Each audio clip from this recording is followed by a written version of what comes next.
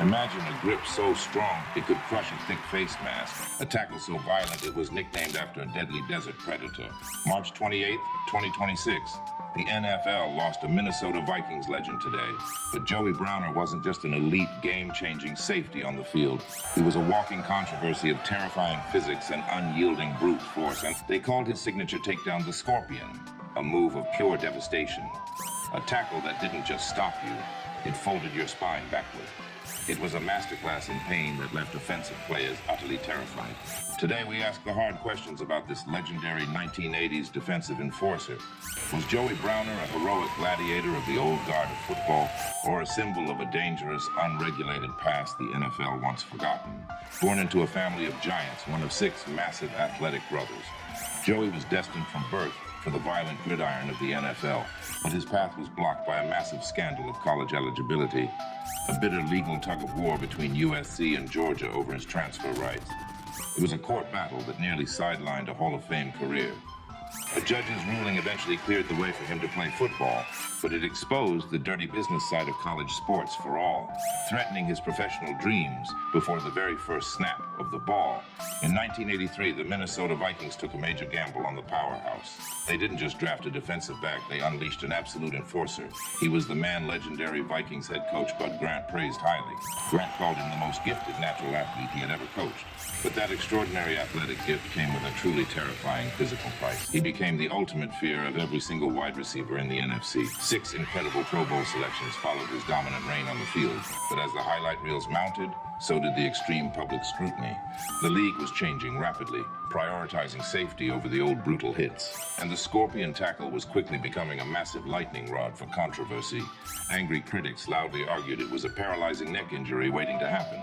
Was it a legal masterclass in psychological intimidation, or a dangerous loophole? While bloodthirsty fans wildly cheered the enforcer, the NFL began quietly shifting. Executives started drafting new rules behind closed doors to clean up the sport. These new penalties would eventually make Browner's brutal style of play completely illegal. He was one of the last true gladiators in a sanitized arena.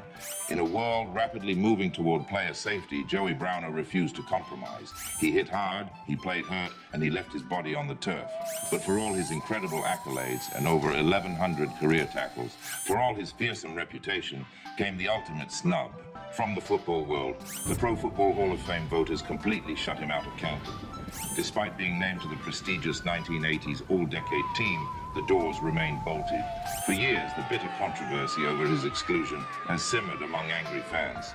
Was he being deliberately punished by the voters for his excessive on-field violence? The very same violence that the NFL once enthusiastically marketed and profited from? Browner didn't stay silent. He bravely spoke out about the dark politics of the game. He spoke of the tragic way players of his era were simply used up. He became a powerful voice for the forgotten veterans of the gridiron wars, even as his own aging body began to pay the terrible physical tax. Post-football, he worked in private security and completely mastered the martial arts. He lived quietly with the immense physical toll of a game that moved on. The devastating hits he gave on the field were celebrated and legendary. But the hits he took, physically and emotionally, stayed hidden from the television cameras. In his later years, the controversy around Browner shifted to the price of glory. He became a poignant symbol of the undeniable realities of the modern CTE era, a generation whose legacy is intertwined with the debate over making football truly safe. He was a massive giant standing tall in a rapidly shrinking regulated game. On March 28, 2026, Joey Browner passed away, leaving the sports world stunned. The news hit the state of Minnesota like one of his own punishing tackles. He was a Viking king, untamed, unbowed, playing with a terrifying, unapologetic grace. The Hall of Fame locked its doors, but the sting of the Scorpion remains forever.